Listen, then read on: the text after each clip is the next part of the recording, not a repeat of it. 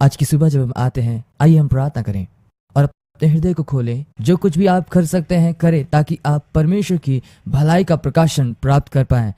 क्या ये आपके लिए ठीक है? पिता, आज हम तेरा धन्यवाद करते हैं। धन्यवाद यीशु कि तू महान चरवाहा है और तू हमें अपने पवित्र आत्मा के द्वारा सारी सत्यता में अगुवाई करता है। हमारे साथ हो, हमें भीतर से जीवंत कर और हमारी सहायता कर, और वो रोशनी और दृष्टि दे ताकि देख सकूं कि तू कौन है और तेरी पूरी महिमा को देख पाऊं। यीशु के नाम में आमेन, आमेन। ठीक है, ये दूसरा सत्र है, नए नियम की आवश्यक सच्चाइयां, और हम धार्मिकता के विश्वास के बारे में बात करेंगे। और इसके लिए जो वचन हमने पढ़ा, जो हमें मिलता है भजन 11 उसका 3। एम्प्लीफाइड बाइबल ऐसा कहती है, यदि नेवें ढा दी जाए तो दृढ़ धर्मी जन क्या कर सकता है, या उस धर्मी जन के पास क्या रह जाएगा कि वह कुछ करे। आप जानते हैं, कल हमने देखा इस वास्तविकता के बारे में। आप जानते हैं, कल हमने देखा, हमने इस वास्तविकता के बारे बातें की कि हमसे बहुत से विश्वासी दुर्भाग्यवश अपने को ऐसे स्थान में पाते हैं जो प्राय सुरक्षित नहीं है और स्थापित नहीं है जैसा उसे होना चाहिए। और इसका एक कारण है, मैं ऐसा नहीं कह रहा कि यही एक कारण है, परंतु एक बड़ा कारण यह है कि हम नए नियम के आवश्यक और मूलभूत सच्चाई के ऊपर के दिन हमने देखा। आप जानते हैं, जब हम एक भवन बनाने के बारे में बात कर रहे हैं तो उसमें नींव उस भवन का सबसे महत्वपूर्ण भाग है। और कल इसके साथ अंत किए थे और मैं उसे फिर से एक बार उसमें जाना चाहता हूँ। जब लोग समस्या और चुनौती का सामना करते हैं जीवन में, जैसे बीमारी, रोग, दुर्बलता, विपत्ति, गरीबी, यह जरूरी नहीं है कि हम चंगाई, संपन्नता के विषय में क्या विश्वास करते हैं, जो इस बात को तय करेगा कि हम स्थिर रहेंगे या गिर जाएंगे। जो भी कि आप में से कितने लोग समझ रहे हैं, जो भी कि यह महत्वपूर्ण है, परंतु इससे भी महत्वपूर्ण यह है कि हम नए नियम और सुसमाचार की आवश्यक सच्चाइयों के बारे में क्या विश्वास करते हैं। क्योंकि जैसा हमने कल देखा, बाइबल की अन्य सभी सच्चाइयाँ नए नियम की आवश्यक मूलभूत सच्चाइयों पर आधारित है और उसके अंतर्गत ही उसकी वैधता है। नए नियम की आवश्यक सच्चाइयाँ, और बिना उस सच्चाई के आपके जीवन में, उस सच्चाई के सटीक स्थिर मान्यता के, जब जीवन में मैं कह रहा हूँ, इसका मतलब मान्यता के बारे में बातें कर रहा हूँ, आपके जीवन की गहराई में सब कुछ हृदय से कार्य करता है। आपके दिल की गहराई से, आपके गहरे मान्यताओं से। यदि हमारी मान्यताएं आवश्यक सच्चाइयों में स्थिर ना हो तो हम पाएंगे कि हम अपने जीवन में विचलित हैं। हम अपने जीवन को विचलित पाएंगे, हमारा जीवन अस्थिर होगा। आप अपने आप को ऐसे स्थान में पाएंगे जहां आप संतुलित नहीं हैं। और इसलिए मेरे साथ बाइबल से निकालें यशाया उसका 28 उसका 16वां आयत, एम्प्लीफाइड बाइबल से हम लोग पढ़ेंगे। अब किसी भी घड़ी आप विश्वास के आवश्यक नींव के विषय में अध्ययन करें, सबसे पहले आप उस स्थान से आरंभ करें जो कि जिसे बाइबल कहती है हमारे विश्वास का कोने का पत्थर या सिरे का पत्थर, अमूल पत्थर कहता है, और जो विश्वास धर्म है। अब इसे सुने यशाया की किताब उसका 28वां अध्याय उसका 16 आयत में क्या लिखा हुआ है। इसलिए प्रभु यहोवा यो कहता है, देखो मैंने सियोन में नींव का पत्थर रखा है, एक परखा हुआ पत्थर, कोने का अनमोल और अति दृढ़ नींव के योग्य पत्थर।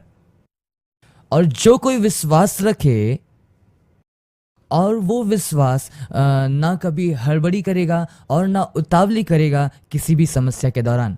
अब इसे ध्यान दे, यहाँ जो पदांश या वचन है, यशाया यहाँ भविष्यवाणी कर रहे हैं, और जिस समय में हम और आप रह रहे हैं उसके बारे कह रहा है कि मैं सियोन में, जब वह सियोन के बारे बात कर रहा है, यह सियोन परमेश्वर की कलीसिया है, यह मसीह का देह है, परमेश्वर के लोग हैं। मैं सियोन में नींव का पत्थर रखा है और वो कोने का अनमोल और अति दृढ़ नींव रखा है।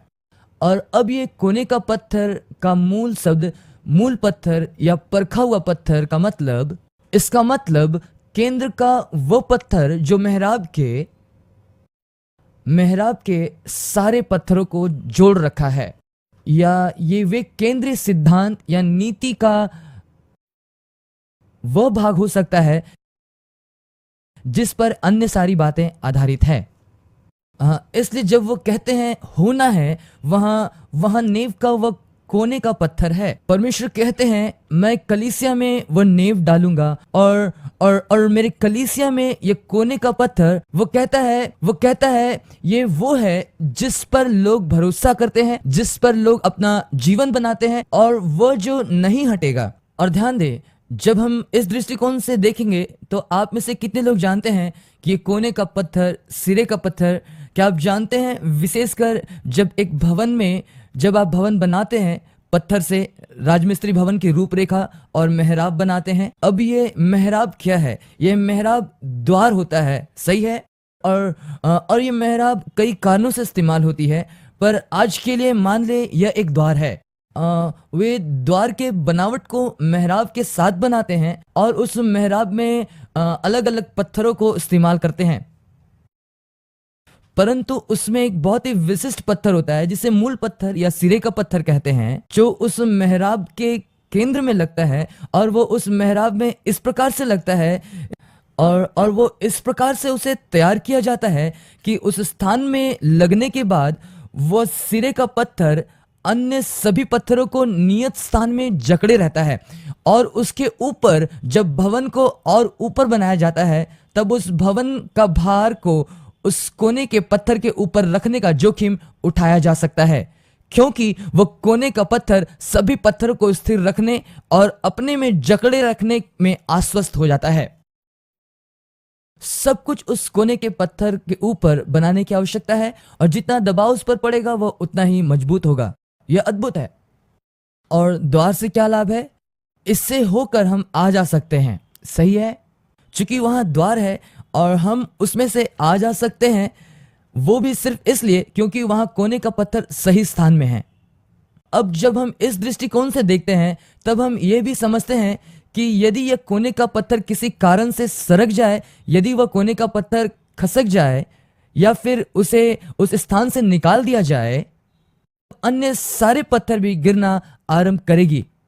बिना कुछ किए यदि उस कोने के पत्थर को वापस उसके जगह पर रख दिया जाए जैसा वह था वैसे ही, तो आप जानते हैं तब वो भवन स्थिर रहेगा।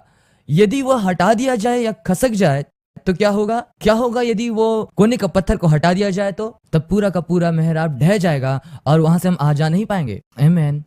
इसलिए इस बात को ध्यान में रखते हुए देखें, यशायाह की किताब में उसके 28वें अध्याय और उसके 16वें पद में क्या संदेश है, उसे ध्यान से हम देखें। मैंने सियोन में एक नींव डाली है, एक ठोस और दृढ़ और सत्य नींव डाली है। इसे मैं पसंद करता हूं और यही उस पत्थर का अर्थ है। एक भरोसेमंद जीवन समस्या नहीं देता, और यह अच्छा है। एक भरोसेमंद जीवन कोई समस्या नहीं देता यदि आप उस पर भरोसा रखेंगे। बाइबल में जब कभी भी कोई परमेश्वर के साथ संबंध में आया तो उस संबंध में धार्मिकता की एक जटिल भूमिका रही है। सही तरीके से खड़ा होना या धर्म में स्थिर होना, जैसा बाइबल बताती है। हमारे विश्वास को कोने का पत्थर क्या है? धार्मिकता हमारे विश्वास का कोने का पत्थर है, और हमें सबसे पहले उस पर ध्यान देने की आवश्यकता है, क्योंकि यह कोने का पत्थर जो धार्मिकता है दी गई है, जो सबको एक साथ जकड़े रखता है।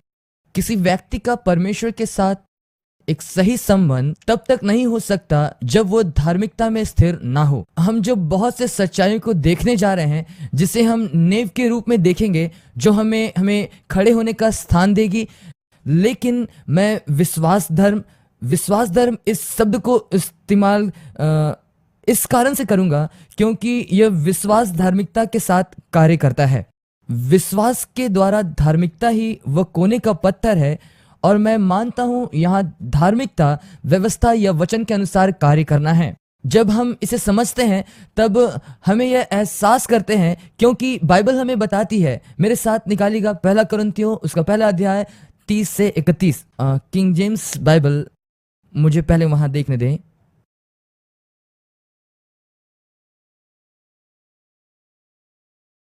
पहला कुरिन्थियों उसका पहला अध्याय उसका 30वां वचन।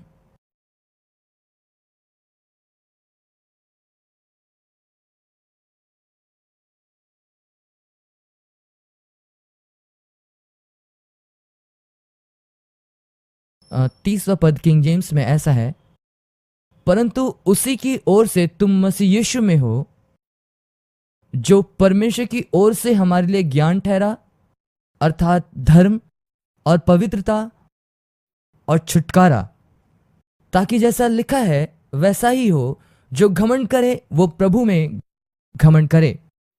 इसलिए ध्यान दे ये वचन क्या कह रही है। यीशु मसीह आपकी धार्मिकता है, उसे आपकी धार्मिकता बनाई गई है। हालेलुया। जब हम इसे देखते हैं, मुझे पसंद है एम्प्लीफाइड बाइबल में, वहां ऐसा लिखा है, परंतु यह उससे है, किससे है? परमेश्वर से, कि आपके लिए आपका जीवन मसीह में है। हालेलुया। यह उसके कारण है।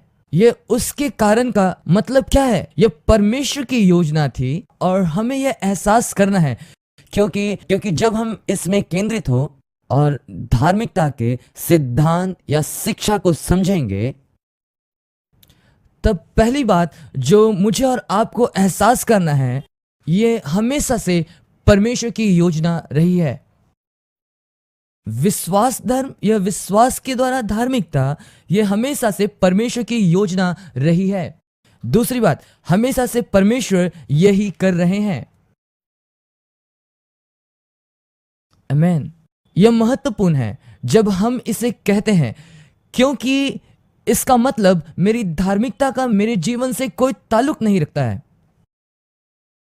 और इसे आप जान लीजिए, यह हमेशा परमेश्वर से ताल्लुक रखता है। यह उसके लिए है और यह परमेश्वर के कारण है और यह उसकी योजना के अंतर्गत है और यह उसकी बुद्धि के कारण है कि मैं मसीह यीशु में हूं। वहां मेरा कुछ भी नहीं है, वहां मेरी कोई बुद्धि नहीं, वहां मेरा कुछ भी नहीं जो मुझे मसीह में रखता है। जो मुझे मसीह में रखता है और उस स्थान में जहां रहने के लिए मुझे परमेश्वर ने रचा, वो परमेश्वर ही है। क्या आप जानते हैं मेरे कहने का मतलब क्या है? कि धार्मिकता, उद्धार, छुटकारा, ये किसी मनुष्य की बुद्धि नहीं, केवल परमेश्वर की योजना है। यहां कोई मनुष्य परमेश्वर के साथ नहीं है जो परमेश्वर से कह रहा हो कि परमेश्वर, इस परिस्थिति में मेरे पास एक अच्छी समाधान है इस समस्या का। नहीं, मेरा मतलब यहां मेरे पास कुछ भी नहीं है करने के लिए। परमेश्वर की इच्छा है, ये परमेश्वर के द्वारा ही है कि हम यीशु में हैं और उसने मसीह को तैयार किया कि हमारा धार्मिकता हो, हमारा शुद्धिकरण हो। उसने हमें पवित्र बनाया। हालेलुया। जब इसे हम इस दृष्टिकोण से देखते हैं, तब हम समझ पाते हैं और जान पाते हैं। इब्रानी की पत्री के लेखक के अनुसार, मेरे साथ निकालिए इब्रानी 5वां अध्याय। इब्रानी के लेखक के अनुसार, इब्रानी का लेखक कहता है कि जो कोई भी आत्मिक रूप से अपरिपक्व है, एक आत्मिक अपरिपक्व व्यक्ति, वो व्यक्ति धार्मिकता के सत्य और शिक्षाओं से परिचित नहीं है। मुझे एम्प्लीफाइड बाइबल से इसे पढ़ने दें। 11वें आयत में ऐसा लिखा है, इसके विषय में हमें बहुत सी बातें कहनी है और यह समझाना कठिन है, क्योंकि तुम निरुत्साह और आत्मिक रूप से सुनने में ऊंचा हो गए हो और आत्मिक प्रकाशन नहीं पाते। और आप जानते हैं इब्रानी का लेखक इब्रियों को लिख रहे हैं, सही है। और जब वो इब्रियों को लिख रहे हैं, वो ऐसे लोगों को लिख रहे हैं जो वही केवल धार्मिकता के कार्य को समझते हैं, वही केवल धार्मिकता की व्यवस्था को समझते हैं। धार्मिकता जो व्यवस्था को पूरा करने से है और धार्मिकता का कार्य हमेशा आपके हाथ में है। इसका मतलब यह हमेशा आपके काम पर निर्भर है। इसका मतलब यह हमेशा आपके कार्यों पर निर्भर है। और इस बात को ध्यान दे, वो कहता है इसके कारण, जी हाँ, इसके कारण वो लिखता है कि तू सुनने में निरुत्साह हो गया है। और आप जानते हैं बहुत बार जब हम इन बातों को सिखाते हैं कि वो कोने का पत्थर वाला विश्वास जो हमारी धार्मिकता है या विश्वास की धार्मिकता है जिसे मैं विश्वास धर्म कहता हूं, बहुत से लोग अपने पुराने नियम की पृष्ठभूमि के कारण संघर्ष करते हैं। और दुर्भाग्यवश और हमेशा मैं चकित होता हूं कि कलीसिया में चीजें कैसी हैं और उन बातों में कितने दूर निकल आए हैं, और हम में से बहुत अपने जीवन के उन सच्चाई पर आधारित किए जो जो नए नियम नहीं है, वे पुराने नियम में हैं। इसलिए हम में से बहुतों ने अपने सोच या मूल नियम जो हमारे हृदय में और मान्यता में है वो पुराने नियम की सच्चाइयों पर आधारित है जो कार्य के ऊपर आधारित है, और कार्य की धार्मिकता। और वो कहता है, इसे सुने, जब तक अपना हृदय या मन उन सोचों या मान्यताओं पर आधारित होगा तब आप निरुत्साह होंगे सुनने में, और ये लोगों के लिए कठिन होगा। मैंने कई बार ऐसा पाया है, जो मैं कहता हूँ लोगों को ये सुनना कठिन लगता है। इसका कारण ये नहीं कि वे मेरी भाषा समझ नहीं सकते, मैं जानता हूँ मेरा उच्चारण अलग है, ये थोड़ा अलग है, और आप जानते हैं, परंतु ऐसा है मानो वे सुनना ही नहीं चाहते या सुन नहीं सकते, वह गड़बड़ी में पड़ जाते हैं। और वो कहता है ऊंचा सुनने लगे हो। तब वह अगले आयत में कहता है 12वें पद में, समय के विचार से तो तुम्हें गुरु हो जाना चाहिए था, तो भी क्या यह आवश्यक है कि कोई तुम्हें परमेश्वर की वचनों की शिक्षा फिर से सिखाए। परमेश्वर के वचन का पहला सिद्धांत, सबसे पहला सिद्धांत, यदि आप मूल शब्द को देखेंगे, इसका अर्थ है नेव की शिक्षा, या आप कह सकते हैं चिन्हित की गई सिद्धांत। वो कहता है तुम्हें फिर से ये सारी बातें सीखनी पड़ेगी। और आज भी हम इसे कलीसिया में पाते हैं। अक्सर कलीसिया में फिर से वही साधारण तथ्य नहीं परंतु मूलभूत तथ्यों को सिखाना पड़ता है। 13वां आयत, और ऐसे हो गए हो कि तुम्हें अन्न के बदले अब तक दूध ही दिया जाए, क्योंकि दूध पीने वाले बच्चों को तो धर्म के वचन की पहचान नहीं होती, क्योंकि वह बालक है। क्या आप जानते हो वो क्या कह रहा है? सुनिए, यदि कोई भी व्यक्ति मान्यताओं पर आधारित ना हो और अपने संपूर्ण मसीह जीवन को बगैर कोने के पत्थर वाला धार्मिकता के सिद्धांत जो नए नियम के अनुसार विश्वास धर्म है, वह अपरिपक्व मसीह है। जो नए नियम के अनुसार विश्वास धर्म है वह अपरिपक्व मसीह है। आमेन। मैंने ध्यान दिया, उसने ऐसा कहा कि व्यक्ति जिसने अपना जीवन विश्वास धर्म के सच्चाई पर आधारित नहीं किया है, उसे कहना भी नहीं चाहिए, उसे बोलना भी नहीं चाहिए।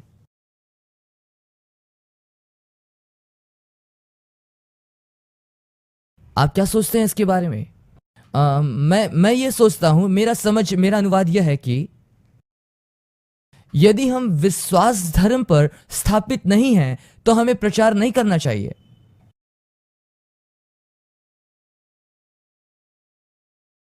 वास्तव में हमारे पास कुछ नहीं है कहने को। और दुर्भाग्य से कलीसिया की समस्या यही है। और मैं क्या देखता हूं कि अधिकांश लोग कलीसिया में विश्वास धर्म के विषय सिखाने में अयोग्य हैं और असमर्थ हैं।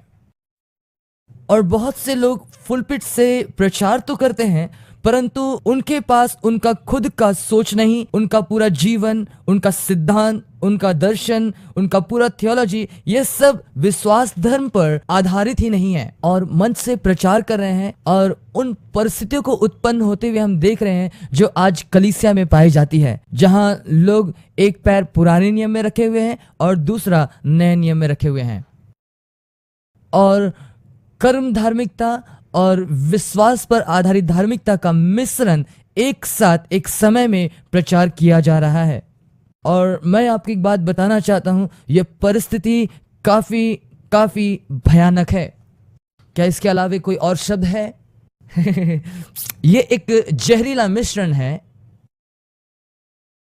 आज कलीसिया में पाई जाती है और हम में से अधिकांश इससे प्रभावित हैं और हम अपने आप को वहां पाते हैं।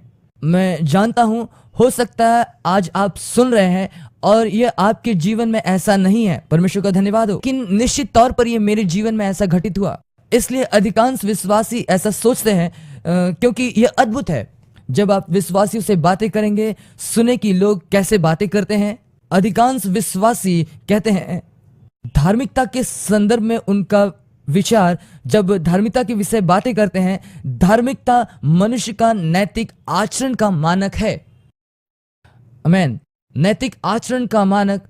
आप प्राय टीवी पर सारे प्रचारकों को सुनेंगे, कुछ मुट्ठी भर प्रचारक को छोड़ जो उनसे अलग होंगे, प्राय सब लोग पूरे अमेरिका या पूरे विश्व में फुलपिट से यही प्रचार करते हैं। पूरे अमेरिका में हो या पूरे विश्व भर में हो, प्रचारकों का संदेश का जो मुख्य बिंदु यही है। हो सकता बहुत सारे शब्दों में नहीं, लेकिन उसका मूल बिंदु यही है, जो नैतिक आचरण का मानक है और इसके अनुसार हम जीवन व्यतीत करते हैं। वे इस वचन को बोलते हैं। मेरे साथ आइएगा, मत्ती रचित सुसमाचार 5वें अध्याय में हम देखते हैं। मैं ये उम्मीद करता हूं कि मुझे समय मिले कि मैं मत्ती रचित सुसमाचार 5वें अध्याय में जाऊं, कि समय के अभाव की वजह से मैं उन बातों को छोड़ रहा और पूरे रीति से मुख्य बात की ओर मैं ध्यान केंद्रित कर रहा हूँ। मत्ती 5वां अध्याय उसका 20 वचन, और जहां पर यीशु आते हैं और अपना एक वक्तव्य कहते हैं। यहाँ पर वचन को देखेंगे जो पहले लिखा गया है, और यहाँ पर यीशु मसीह उस पहाड़ी उपदेश को दे रहे हैं। और मसीह समुदाय में ऐसा मान्यता है, यीशु मसीह यहाँ पर व्यवहारिक बातों में प्रचार कर रहे हैं। और मैंने वचन से पढ़ा है। मैंने वापस अपने उस रेखांकित जगह में जब हम आए, मत्ती रचित सुसमाचार 5वां अध्याय 17, 18, 19, और जैसे ही आप आगे बढ़ेंगे, और यहाँ पर यीशु मसीह मसीही आचरण के विषय शिक्षा दे रहे हैं।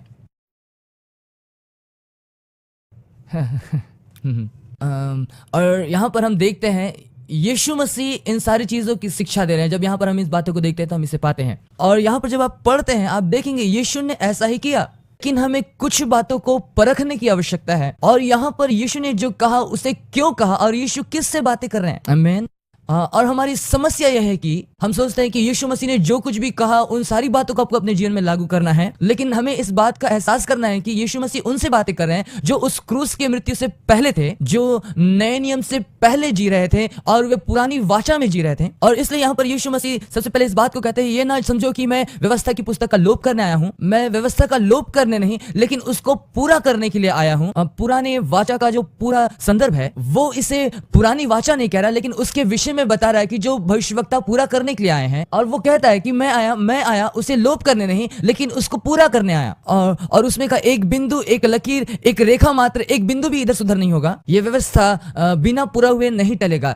इसका आपके जीवन के ऊपर और ये आपके जीवन के ऊपर पूरा अधिकार रखता है जब तक ये पूरा ना हो जाए। और वो क्या कह रहा है कि जब तक हम जीवित रहेंगे उस धार्मिकता में, उस धार्मिकता के कार्य में जो कि हमारे हाथ में है, जो हमारा कर्तव्य है, जब हम उसके अंतर्गत रहेंगे, हमारा संपूर्ण जीवन उस अनंतता में रहेगा जब तक यह व्यवस्था पूर्ण ना हो जाए। और यीशु ने कहा, मैं इसे लोप करने नहीं आया, मैं इसे पूरा करने आया। आइए, आमीन। क्या आप सभी मेरे साथ में हैं? और यूहन्ना उसके 19वें अध्याय में यीशु मसीह क्रूस पर है और वो पुकारते हुए ये कहता है, जब यीशु मसीह ने ध्यान दिया, जब यीशु मसीह ने इस चीज पर ध्यान दिया और उस क्रूस में मरते वक्त उसने अपने जीवन में एहसास किया कि वे पूरा हुआ। और क्या व्यवस्था पूरी हुई, और जैसा कि अभी ये पूर्ण हुआ और वहां पर उन्हें सिरका दिया गया, तब क्या हुआ? और वहां पर हम देखते हैं उसने ऊंचे सबसे पुकारा, पूरा हुआ। और उस क्षण से पुराना नियम, पुरानी वाचा, व्यवस्था, धार्मिकता और धार्मिकता का कार्य का अंत हुआ, पूरा हुआ, समाप्त हुआ, हमेशा हमेशा के लिए। और मैं कुछ विषयों से आगे बढ़ रहा हूं बस। और उससे भी एक महत्वपूर्ण बात यहां देखते हैं यीशु मत्ती रचित सुसमाचार में, और यहाँ मत्ती 5 में हम देखते हैं, यहाँ पर लोग एक गड़बड़ी में पड़े हैं। मेरे साथ निकलेगा मत्ती 5 उसका 20 किंग जेम्स बाइबल में। क्योंकि मैं तुमसे कहता हूं कि यदि तुम्हारी धार्मिकता शास्त्रियों और फरीसियों की धार्मिकता से बढ़कर ना हो तो तुम स्वर्ग के राज्य में कभी प्रवेश करने ना पाओगे। और एम्प्लीफाइड बाइबल में ऐसा लिखा गया है कि यदि तुम्हारी धार्मिकता, परमेश्वर के साथ तुम्हारा सही संबंध, परमेश्वर के सामने सही रीति से खड़ा होना शास्त्रियों और फरीसियों से बढ़कर ना हो तो तुम स्वर्ग के राज्य में प्रवेश करने ना पाओगे। यदि हम मैसेज बाइबल में देखेंगे, मैसेज बाइबल और बेहतर कहती है जब तुम इससे बढ़ करके ना करो तो ये तुम्हारे हर तरह से गिरने का कारण होगा। और यहाँ इस प्रकार से कहा गया, यदि तुम फरीसियों और सदूकियों से बढ़ करके अपने आचरण में ना करो तो तुम परमेश्वर के राज्य में नहीं जा पाओगे। कई बार मैंने लोगों को ऐसा कहते हुए सुना, क्या तुम जानते हो यीशु मसीह ने यह मानक तैयार किया है और तुम्हारी धार्मिकता बढ़नी चाहिए, और उसने ऐसा कहा। और मैं आपको दिखाना चाहता हूं, आपके पास वो धार्मिकता है जो बढ़ती है। सदूकियों और फरीसियों के धार्मिकता वैसा नहीं है जैसे कलीसिया में सिखाया जाता है अधिकांश समय। हालेलुया। क्यों? क्योंकि हमें इसे समझना है। इसलिए सुने, परमेश्वर के पास हमेशा एक मापदंड है और परमेश्वर के साथ संबंध स्थापित करने के लिए एक मापदंड है, हमेशा उसके पास है। और वो मानक, उसके अंतर्गत सिद्धता आती है। यदि परमेश्वर के साथ आपको संबंध बनाना है तब आपको सिद्ध होना है। यह परमेश्वर का मानक है और वो बदलता नहीं।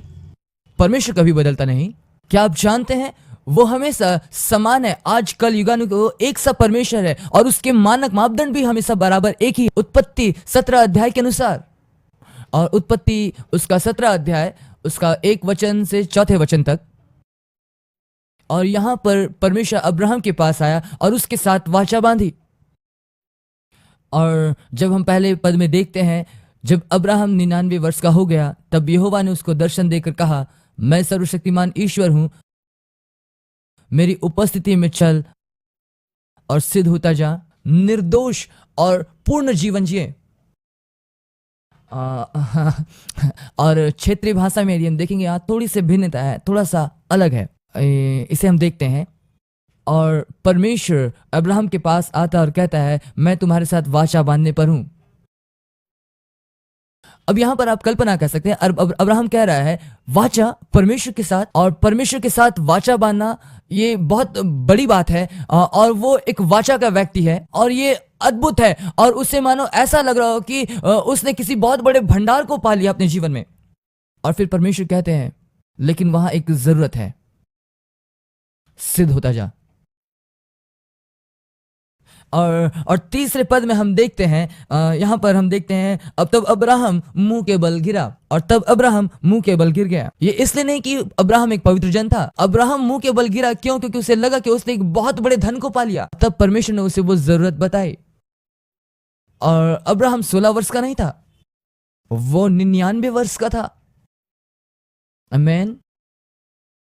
अब्राहम तुरंत इस बात को समझ गया, और मैंने अपनी जिंदगी जी ली, और अब ये नहीं हो सकता, और मैं सिद्ध नहीं हो सकता। और वो अपने मुंह के बल गिर गया। और तब मैं इसे पसंद करता हूं। और ठीक उसके बाद के बात मैं आपको सिखाना चाहता हूं।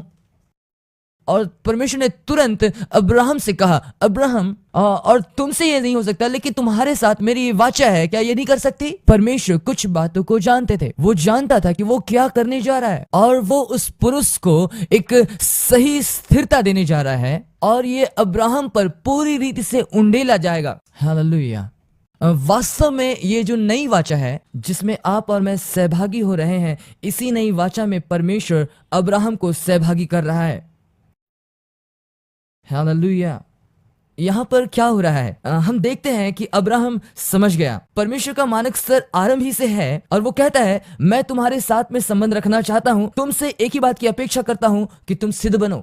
आमीन। बाइबल के आरंभ में ही 10 आज्ञा दी गई। 10 आज्ञा वास्तव में उन लोगों को दी गई। आप जानते हैं, परमेश्वर ने व्यवस्था दिया, पर व्यवस्था की आवश्यकता किन्हें है? यदि आप अध्ययन करें, मेरे पास समय नहीं कि मैं उसमें से होकर के जाऊं, आप खुद देख लें। परमेश्वर लोगों से बात करना चाहता था। उसने मूसा से कहा कि लोगों को इकट्ठा कर, कि मैं उनसे बातें करना चाहता हूं। और लोगों ने कहा, नहीं नहीं नहीं कर, हमें परमेश्वर से डर लगता है। मूसा, तू खुद परमेश्वर के पास जा और पूछ कि परमेश्वर क्या चाहता है, और हम करेंगे वैसा। परमेश्वर ने कहा, वाह ठीक है, तुम जानना चाहते हो, मैं तुम्हें 10 आज्ञा दूंगा। ये बस मेरा थोड़ा सा एक विचार था। और परमेश्वर ने 10 आज्ञा दी, मात्र 10 बातें। यदि तुम इसे कर सको, ये अनुमान लगाएं, यदि आप 10 आज्ञा को अपने दिल से पूरा अनुसरण कर पाए तो क्या होगा? आप सिद्ध होंगे। इसलिए है। और यीशु भी मत्ती रचित सुसमाचार उसके 5वें अध्याय में हम देखते हैं, यीशु भी जब आए, आप देखें हम कई बार इस शब्द को जो धार्मिकता का कार्य है उसे हम समझ नहीं पाते। क्या ये परमेश्वर के सामने सही रीति से खड़े होने में सहायक बना, या अब तक यह असंभव है जब तक हम यीशु पर आश्रित ना हो? क्या यह आपके लिए मददगार साबित हो रहा है? आप सभी लोग बहुत शांत हैं। हालेलुया। लेकिन मैं चाहता हूं कि आप ये देख पाए, ये एक बहुत ही महत्वपूर्ण बात है। यदि व्यवस्था के अनुसार यदि हम धार्मिकता के कार्य को देखें तो कोई भी व्यक्ति परमेश्वर के सामने सही रीति से सही संबंध में नहीं खड़ा हो सकता जब तक वो यीशु के द्वारा ना आए। हालेलुया। और यहां जब यीशु आते हैं तो कहते हैं कि सुनो, तुम्हारी धार्मिकता, हाँ तुम्हारी धार्मिकता सदूकी और फरीसियों की धार्मिकता से बढ़कर होने पाए, अन्यथा तुम स्वर्ग के राज्य में प्रवेश ना कर पाओगे। वास्तव में यीशु यहाँ पर हमें यीशु मसीह की कलीसिया होने के नाते ये कह रहा है कि जब तक आप एक होकर अपने कमर कसकर किसी सदूकी फरीसी से बेहतर जीवन ना जिए जो आवश्यक मापदंड के बराबर हो, यदि आज यीशु हमसे ये कह रहा है भाई और बहन, तो शायद हमें ये बाइबल स्कूल बंद कर देना चाहिए। हमने पूरा कर लिया। क्या आप जानते हैं, एफबी में मेरे कुछ मित्र, उनसे मैं बातें कर रहा था और वो कह रहे थे कि आप अनुग्रह के प्रचार करने वाले हैं, आपने तो बाइबल को बदल ही दिया। मैंने बाइबल नहीं बदला, मैं तो केवल उसका अनुवाद किया अपनी समझ से। आपको वचनों को समझना है, आपको उसे मनन करना है, परमेश्वर की बुद्धि को प्राप्त करना और समझना है। और मूल रूप से धार्मिकता का कार्य क्या करती है? ये कि आपको एहसास करती है कि आप कहां हैं। मैं ऐसा व्याख्या करूंगा, कल्पना करें कि आप किसी कार्य के लिए आवेदन दिया, इसलिए आपने अपना आवेदन पत्र दिया और उस कार्य के लिए आवेदन पत्र के साथ अपना पूरा ब्यौरा, बायोडाटा आपने दिया। क्या यहां इसे सीवी कहते हैं आप लोग? आप यहां रिज्यूम कहते हैं, रिज्यूम, जिसमें आपके शिक्षा, आपका अनुभव और कुछ जानकारियां लिखते हैं। और उसमें आवश्यक अन्य जानकारियां आप उसमें शायद लिखते हैं और उसे जमा करते हैं जहां आपको कार्य करना है। और फिर इंटरव्यू का दिन आता है और वे आपके आवेदन पत्र को खोलते हैं और तब आप अपने विषय में सोचते हैं, मैं तो काफ़ी अच्छा हूँ, मैं वास्तव में इसे पा सकता हूँ, मैं जो हूँ सो हूँ, मैं करता हूँ और मुझ में जो अच्छाइयाँ हैं उसके कारण इस कार्य के लिए मैं योग्य हूँ। और जब भी आपके आवेदन को निकाल करके देखते हैं, आपसे कहते हैं हमें क्षमा करें, हम जिसकी अपेक्षा कर रहे हैं वो आप में नहीं है। तब आप कहते हैं कि आप क्या चाहते हैं। जब तक आपके पास कार्य का अनुभव नहीं है, उतना ज्ञान नहीं है और आइंस्टाइन जैसी बुद्धिमत्ता नहीं है, तब तक आपको नहीं ले सकते। आपका क्या कहना है इसके विषय में? मेरा मतलब है कि मैं नहीं जानता कि आप होते तो वहाँ क्या कहते हैं या किस प्रकार से आप व्यवहार करते हैं। ये कोई बात नहीं, मैं कर सकता हूँ और यही परमेश्वर भी ऐसा ही हमारे साथ करते हैं। परमेश्वर हमें उस स्तर में ले आते हैं जहां हम एहसास करें कि आप उसके पास कुछ भी नहीं है, आप अपने से कुछ भी नहीं कर सकते, आप अपने से कुछ उत्पन्न नहीं कर सकते। ये कोई मायने नहीं रखता कि आप कितने अच्छे हैं, आप कितना अच्छा कर सकते हैं, ये आपके जीवन में कुछ भी नहीं कर सकता। परमेश्वर यही करते हैं। आमीन। और धार्मिकता का, और इसलिए मत्ती 5 अध्याय में यीशु शिक्षा दी। मत्ती 5 में यीशु वास्तव में उन लोगों को शिक्षा दे रहे थे कि जब तुम सोचते हो कि तुम अपने भले कामों और अच्छे आचरण के साथ परमेश्वर के साथ सही संबंध है, तो मैं कहना चाहता हूं इन बातों के आधार पर तुम्हारे पास कोई मौका नहीं है, तुम कुछ भी नहीं हो, कुछ भी नहीं। मेरे पास समय नहीं है कि मैं इन सारी बातों को बताऊं, वो उन सारी बातों से होकर गया। आप जानते हैं, आपने सुना होगा, कहा गया कि हत्या ना करना, लेकिन यीशु कहते हैं यदि तुम्हारे दिल में नफरत है, तुमने हत्या कर दी। यीशु ने उन लोगों से लिए, मेरा कहने का मतलब यह है, मेरे साथ आप निकाले, एक अन्य स्थान है, निकालेंगे मत्ती 9 अध्याय, धनी युवक के विषय में हम देखेंगे। आप में से कितने लोग उस धनी युवक के बारे में जानते हैं? और यीशु के पास वो धनी युवक उसके पास आता है और उससे बातें करता है, और हम 16वें आयत में इसे देखते हैं। देखो एक मनुष्य यीशु के पास आया और उसने कहा, हे गुरु, मैं कौन सा भला काम करूं कि अनंत जीवन पाऊं? उसने उससे कहा, तू मुझसे भलाई के विषय में क्यों पूछता है? भला तो एक ही है, पर यदि तू जीवन में प्रवेश करना चाहता है तो आज्ञाओं को माना कर। यहां यीशु है, वो किससे बातें कर रहा है? वो उस धनी युवक से बातें कर रहा है जो एक यहूदी है। वो उससे बातें कर रहा है जो व्यवस्था को समझता है। क्या करता है? उससे कहता है, सुनो, तू अनंत जीवन चाहता है और तू परमेश्वर के साथ संबंध रखना चाहता है, उन बातों को पाना चाहता है जो उसके पास तुम्हारे लिए है, तो तुम्हें क्या करना है? तू उसकी आज्ञा को मानो। अब तब वो धनी युवक क्या कहता है? उसे सुने। वो उससे कहता है, इनमें से कौन सी आज्ञा मैं मानूं? कौन सी व्यवस्था? तब यीशु ने उससे कहा, आप ध्यान दें, यहां यीशु कहते हैं, हत्या ना करना, तू व्यभिचार ना करना, तू व्यभिचार ना करना, तू चोरी ना करना, तू झूठी गवाही ना देना, अपने माता पिता का आदर करना और अपने पड़ोसी से अपने समान प्रेम रखना। अपनी उंगलियों में इन आज्ञाओं को गिने, 2, 3, 4, 5, 6। क्या हुआ? क्या मैंने आपको कोई गलत पद बताए? मैंने आपको मत्ती 19 कहा, सही है? देखिए, आप सबों को थोड़ा आत्मिक होना होगा। मत्ती 19 उसका 16, मुझे क्षमा कीजिएगा, मत्ती 19 16, मुझे क्षमा कीजिएगा। जब आप यहाँ पढ़ेंगे तो पाएंगे यीशु कुछ आज्ञाओं को सामने ला रहे हैं। पूछा कौन सी आज्ञा? तब यीशु ने 10 में से 6 आज्ञाओं को सामने रखा। 10 के 10 नहीं कहा, सिर्फ 6 कहे। मैं होता तो यीशु से पूछता, आप जानते हैं, मेरा मतलब निश्चित आपको सारे के सारे 10 कहने चाहिए थे। और तब यीशु ने कहा कि हाँ, मैंने पूरा किया। और उस छठी आज्ञा का क्या मैंने जिक्र किया जिसे वो सोचता है कि वो उसका पालन किया?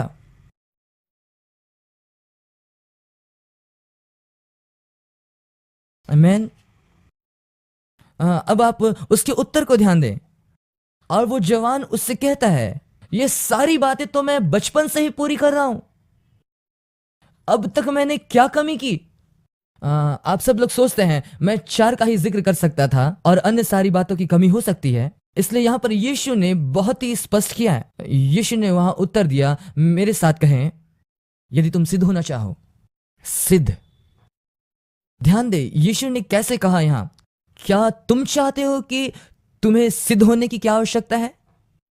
तब यीशु ने तुरंत कहा, यदि तुम सिद्ध होना चाहते हो तो तुरंत तुम्हें यह करने की आवश्यकता है। यदि तुम सोचते हो कि तुम इन आज्ञाओं का पालन कर सकते हो, तो वो कहता है, यदि तू सिद्ध होना चाहता है तो जा और जो कुछ तेरे पास है बेच दे और सारा धन गरीबों में बांट दे और मेरे पीछे हो ले। हाँ, यहां यह जवान व्यक्ति बहुत धनी था, संपन्न था। यीशु ने उससे कहा, अपना सब कुछ बेचकर गरीबी को दे दे और मेरे पीछे हो ले। अब सबसे पहली आज्ञा क्या दी गई? अपने परमेश्वर से प्रेम करना, अपने सारे मन से, सारे दिल से, और किसी और को परमेश्वर करके ना मानना, ना किसी को परमेश्वर से बड़ा दर्जा देना। इस जवान व्यक्ति को यीशु ने दर्शाया, मुझे बताने दें कि तुम में क्या कमी है। तुम्हें पहली आज्ञा का ही पालन नहीं किया जो दिया गया है। किसी बात को तुमने परमेश्वर से बढ़कर महत्व दिया है, और इसलिए बाइबल कहती है वो वहां से चला गया। एक अन्य अनुवाद इस प्रकार कहता है, लिखा है उसके चेहरे के आगे मानो अंधेरा छा गया। लेकिन जब उस जवान ने इस कथन को सुना, वह दुखी होकर के चला गया, क्योंकि उसके पास बहुत संपत्ति थी। वो समझ गया। यीशु ने तुरंत उसे दर्शाया, सुने, परमेश्वर का अनुयायी बनने की क्या कीमत है, उसके वाचा में रहने का या उसके साथ संबंध रखने के लिए क्या जरूरी है, यह कि आप सिद्ध बने। ये मत्ती 5:48 में भी ऐसा है। जब आप उस पूरे अध्याय से होकर के आप जाएं, और यीशु मसीह उन सारी बातों से होकर के गया जिसे हम सोचते हैं कि वह मसीह आचरण सिखा रहे हैं कि एक अच्छा मसीही कैसे बने, कैसे एक अच्छा व्यक्ति बने। और जब आप 48 पद तक पहुंचेंगे, 48वां वचन कहता है, सिद्ध बनो, तुम्हारा स्वर्गीय पिता भी सिद्ध है। यीशु की अधिकांश शिक्षाओं में उसने व्यवस्था के बारे सिखाया कि हम यह एहसास करें कि बिना यीशु पे भरोसा किए हम परमेश्वर के सामने सही रीति से खड़े नहीं हो सकते। आमीन।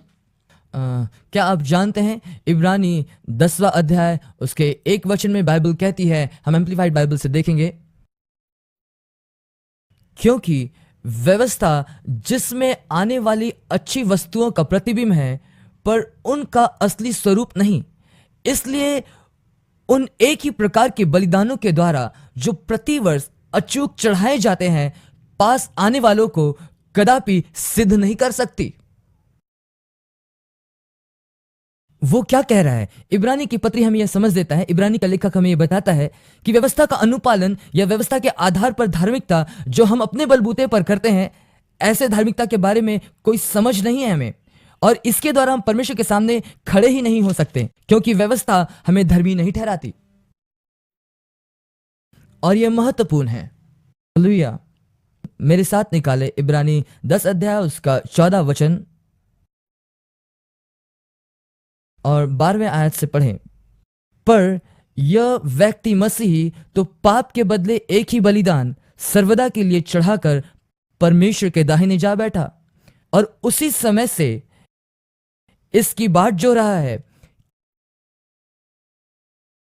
कि उसके बैरी उसके पांव की नीचे की पीढ़ी बने, क्योंकि उसने एक ही चढ़ावे के द्वारा उन्हें जो पवित्र किए जाते हैं सर्वदा के लिए सिद्ध कर दिया।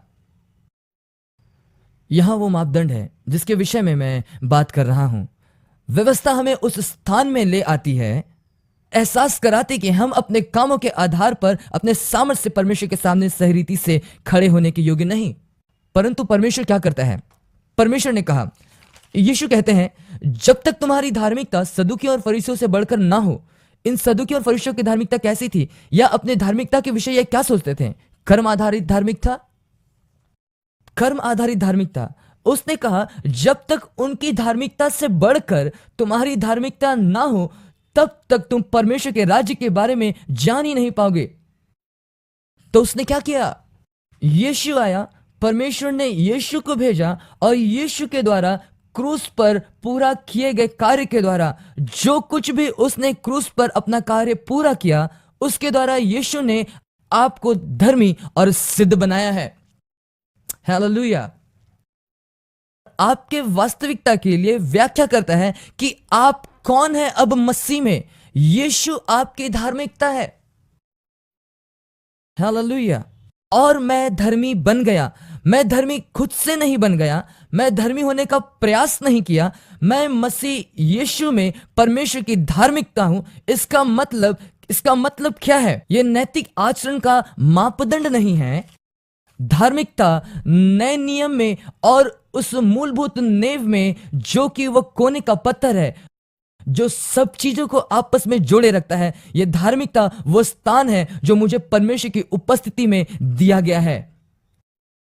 यह वो स्थान नहीं जिससे मैं प्राप्त नहीं कर सकता, वो स्थान नहीं जिससे मैं प्राप्त कर सकता हूं, वो स्थान नहीं जिससे मैं बढ़ सकता हूं, वो स्थान नहीं जिसे पाने की मैं उम्मीद करता हूं। यह वो स्थान है जो मुझे पहले ही परमेश्वर में प्राप्त है या पूरा किया गया है। मैं परमेश्वर के सामने सही हूं, मैं परमेश्वर की दृष्टि में सिद्ध हूं। हालेलुया। क्या मैं आपको कुछ बताऊं? ये कोने का पत्थर बहुत महत्वपूर्ण है। सुनिए, हम यहाँ पर नए नियम की आधारभूत सच्चाइयों की बात कर रहे हैं। एक विश्वासी के रूप में हम कैसे अपने जीवन को जिए, वहां मेरे साथ आप निकाल ले प्रेरितों के काम उसका 13 अध्याय। भाई मुझे जल्दी से बताएं कितना समय मेरे पास है? 5 मिनट है। आइए हम देखें पौलुस के प्रचार को देखिए। प्रेरितों के काम उसका 13वां अध्याय से लेकर 41 वचन तक। यहां सुने क्या कहा गया है। मैं 39 पद से पढ़ रहा हूं। यहां ऐसा लिखा है, इसलिए हे भाइयों तुम जान लो। यहां पर आप ध्यान देंगे, ये पौलुस की शिक्षा नहीं है, उसका प्रचार यहां पर वो कर रहा है। ध्यान दे, ये पौलुस का प्रचार है और ये हमारे लिए संचय किया गया है, हमारे लिए ये लिखित किया गया है। और ये वो जो प्रचार करता है, और इससे एक व्यक्ति अर्थात मसीह के द्वारा क्षमा और पापों का हटाया जाना तुम्हारे बीच में प्रचार किया जाता है। और हर कोई जो कोई यीशु मसीह को अपना उद्धारकर्ता के रूप में ग्रहण करता है और अपने आप को उसमें समर्पित करता है। यहां पर कोई है जो यीशु पर यकीन करता है, जो इस बात का अंगीकार करता है कि यीशु। अब ध्यान दे, यहां पौलुस क्या कहता है, और जिन बातों से तुम मूसा की व्यवस्था के द्वारा निर्दोष नहीं ठहर सकते, उन सब से हर एक विश्वास करने वाला उसके द्वारा निर्दोष ठहरता है। परमेश्वर के सामने वो सही रीति से खड़ा हो पाता है। मैं आपको बता सकता हूं। और ये वो सुसमाचार है जो पौलुस के द्वारा प्रचार किया गया। ये वो सुसमाचार है जो उसने प्रचार किया। और जब आप प्रेरितों के काम से आप कहीं से पढ़ें, और अब जब देखते हैं कि पौलुस जहां कहीं भी हो गया वो इसी बात को हर जगह में प्रचारित किया। वो ऐसा जाकर के प्रचार नहीं किया, तुम गंदे लोग, तुम नीच लोग, बस अब अपने आप को तैयार करो, अपने जीवनों को साफ करो ताकि परमेश्वर के साथ तुम्हारा संबंध हो। नहीं, उसने ऐसा प्रचार नहीं किया। उसने कहा मुझे आपको याद दिलाने दे। और ये व्यक्ति यीशु मसीह एक बार में सब लोगों के लिए मारा गया और उसने ऐसा किया और उसके द्वारा उसने आपको धर्मी घोषित किया। हालेलुया, आमेन। मैं आपको कुछ बातें बताऊं, कई बार कलीसिया में भी हमने से नहीं सुने होते हैं, लेकिन यहां पर हम देखते हैं पौलुस यहां अन्य जातियों को प्रचार कर रहा है ये बातें।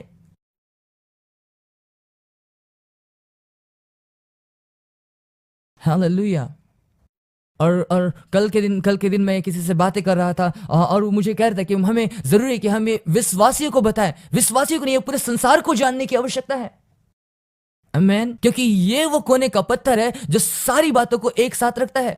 रोमी उसका 1:15 से 17 तक में पौलुस इस प्रकार से लिखता है। और यहाँ पर पौलुस अपने हिस्से से, अपने भाग से वो इस बात को कहता है, सो मैं तुम्हें भी जो रोम में रहते हो सुसमाचार सुनाने का भरसक तैयार हूं, क्योंकि मैं सुसमाचार से नहीं लजाता।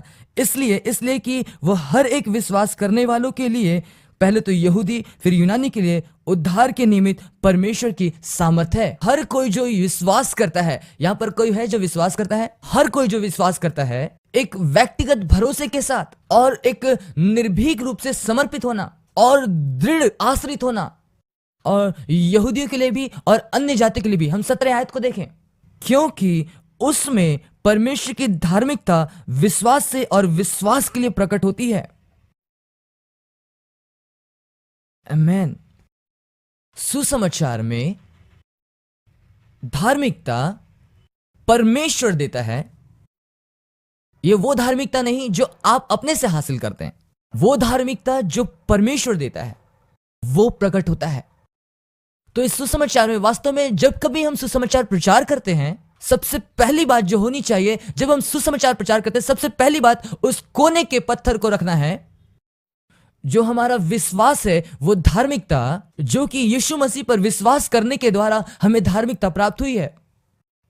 अब जानते हैं गलातियों उसका 2 अध्याय उसका 14 से 21 आयत, ये बहुत ही महत्वपूर्ण है। और चूंकि हमारे पास समय बहुत कम है और इस सत्र को अंत करने से पहले हम इस वचन को देखते हुए, इसके महत्वपूर्ण भागों को देखते हुए हम लोग अंत करेंगे।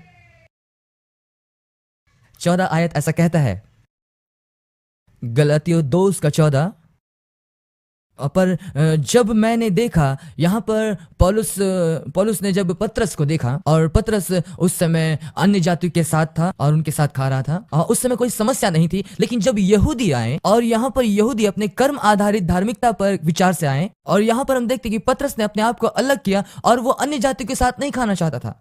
और तब वो पतरस से कहता है, पर जब मैंने देखा कि वे सुसमाचार की सच्चाई पर सीधी चाल नहीं चलते। अब जानते हैं यहां पर क्या कह रहा है, जब आप कर्म आधारित धार्मिकता की ओर झुकते हैं, आप उन सच्चाइयों से जो वास्तव में है उससे आप दूर हैं। आमेन। कहता है, मैंने पतरस से कहा उन सबों के सामने कि जब तू यहूदी होकर अन्य जातियों की नाई चलता है और यहूदियों की नाई नहीं, तो तू अन्य जातियों को यहूदियों की नाई चलने को क्यों कहता है? हम जो जन्म से यहूदी हैं और पापी अन्य जाति में से नहीं, तो भी यह जानकर कि मनुष्य व्यवस्था के कामों से नहीं पर केवल यीशु मसीह पर विश्वास करने के द्वारा धर्मी ठहरता है। हमने आप भी यीशु मसीह पर विश्वास किया कि हम व्यवस्था के कामों से नहीं पर मसीह पर विश्वास करने से धर्मी ठहरे, इसलिए कि व्यवस्था के कामों से कोई प्राणी धर्मी नहीं ठहरेगा। इन्हीं बातों के साथ मैं इस क्लास को अंत करना चाहूंगा और अगले बार जब मिलेंगे हम लोग आगे चलेंगे। उसने क्या कहा, इन बातों को आप ध्यान दें। वो कहता है, कोई भी व्यक्ति, हम जानते हैं हम यहूदी है, कोई भी व्यक्ति व्यवस्था के आधार पर वो धर्मी नहीं ठहर सकता। हम सिर्फ एक ही बातों के आधार पर हम धर्मी ठहर सकते हैं, वो है यीशु मसीह पर विश्वास के द्वारा। अब किंग जेम्स में बहुत ही स्पष्ट लिखा गया है और कुछ नए अनुवादों में ऐसा लिखा गया है कि उस पे विश्वास। लेकिन जब आप फिंगर कॉन्टेक्स्ट या फिर आप दूसरे क्षेत्रीय अनुवादों में आप देखेंगे, ऐसा नहीं लिखा गया। आपका विश्वास मसीह में, वो उसके विश्वास के बारे में बात कर रहा है। जब वो उस क्रूस पर गया, जब वो उस क्रूस पर मरा, तब उसके पास वो विश्वास था और उस पर उसको यकीन था कि जो करने के लिए परमेश्वर ने उसे भेजा है, यदि वो करे तो परमेश्वर निश्चय सारे मानव जाति को धर्मी ठहराएगा।